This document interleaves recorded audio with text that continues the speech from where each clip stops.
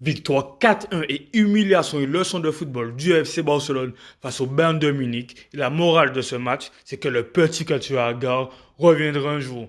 Mais bon, juste avant, si vous voulez suivre l'actualité du FC Barcelone, du Real Madrid et du PSG, c'est ici que ça se passe. Et c'est parti. L'objectif de ce match pour le FC Barcelone était d'envoyer un message à l'Europe afin de se crédibiliser à nouveau sur la scène européenne. Il y avait pas mal de manque de respect envers le Barça et de moqueries. Et rien que faire un tour sur les réseaux, rien que par exemple Twitter, après notre victoire face au Bayern de Munich, et voir par exemple des Parisiens dire qu'ils ne veulent pas nous affronter, bah moi ça me fait bien rire personnellement. Et revenons sur la rencontre où le Barça entame bien le match avec un but à la 53e seconde de jeu. Et oui, et de qui? Bah, bien évidemment, le meilleur Brésilien de l'histoire. Et devant Pelé, je parle bien évidemment, et je pense que vous êtes d'accord dans les commentaires, de Rafinha.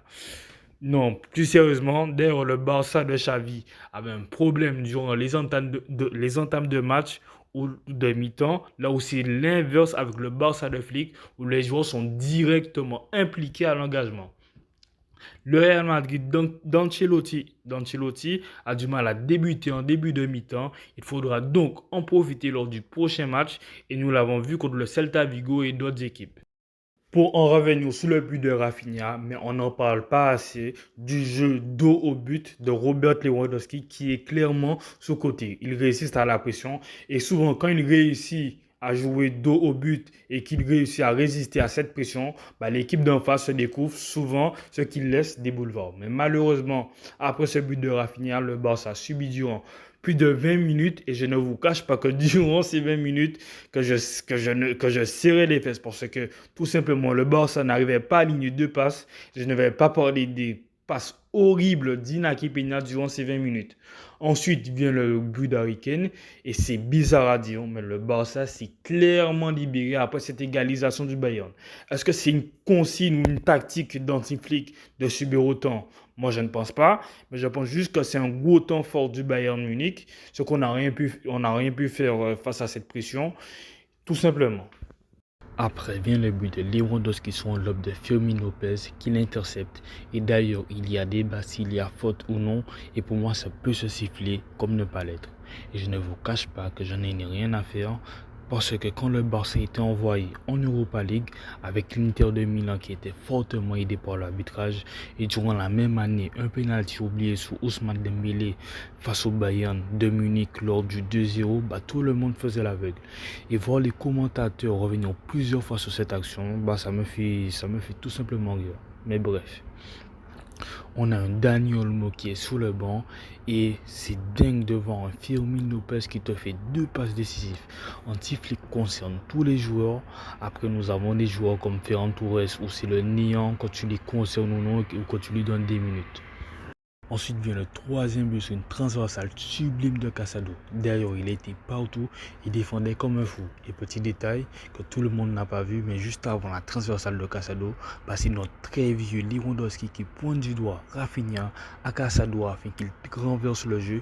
Puis la suite, on la connaît tous, 3-1, but de Rafinha juste avant la pause. Au retour de la mi-temps, le Barça continue de jouer.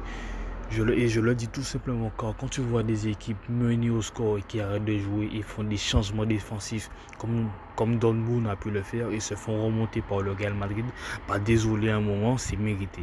Parce qu'on ne peut pas autant se saboter soi-même, littéralement et se pisser dessus.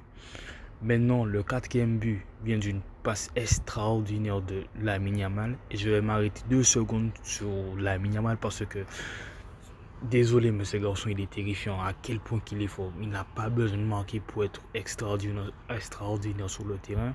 Il a une qualité de passe pour son âge qui est incroyable.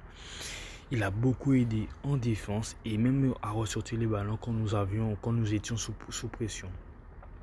La prise de balle de Rafinha est parfaite sous la passe de Yamal et marque et vous vous rendez pas compte à quel point c'est dur de mettre ce but car il faut faire l'appel déjà.